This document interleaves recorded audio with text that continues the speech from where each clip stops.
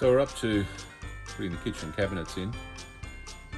Bearing in mind, like all these jobs, what looks like a day or two is actually lots and lots of weekends and evenings and things like that. So to get those cabinets in, I probably had to move them in and out of the bus 4 or 5 times, shift them around,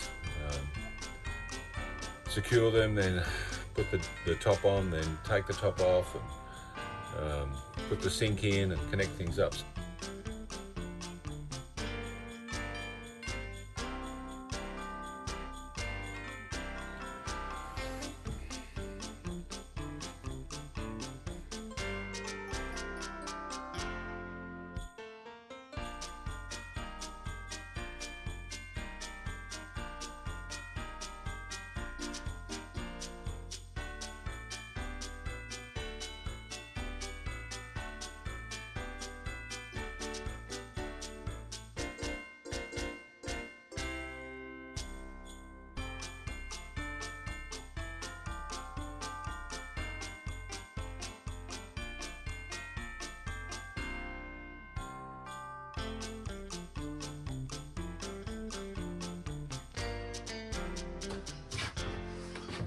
Although there are hundreds of moments of truth in this project, cutting a hole in the roof, cutting a hole in the side of the bus, fitting a bathroom, everything is so exacting.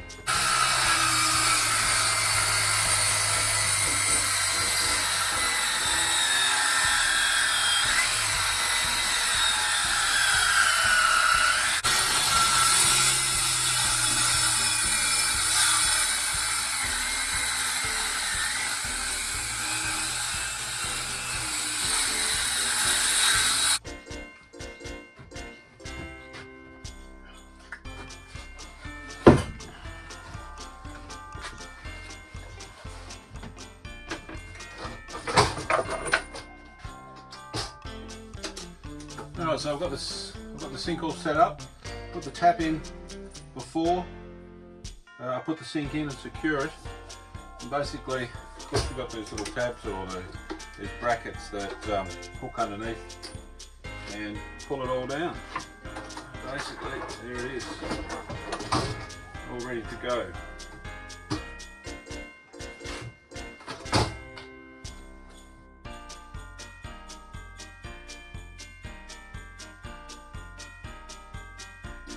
Fridge is in and connected.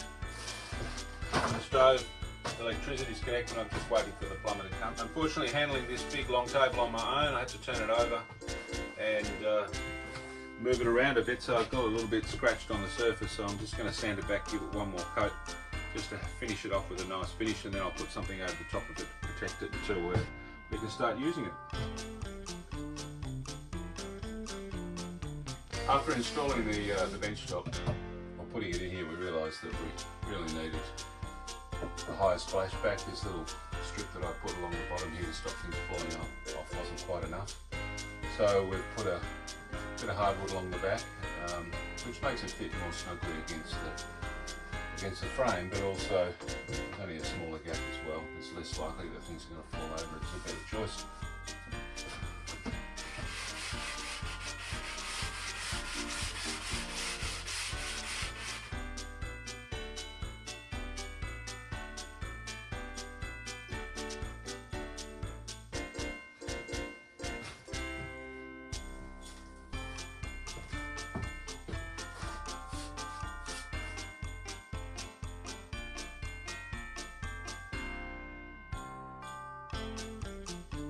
So there you have it. That's how the kitchen went in. Now I've got to build the drawers and the doors, and I'll go on and then the kitchen will be complete.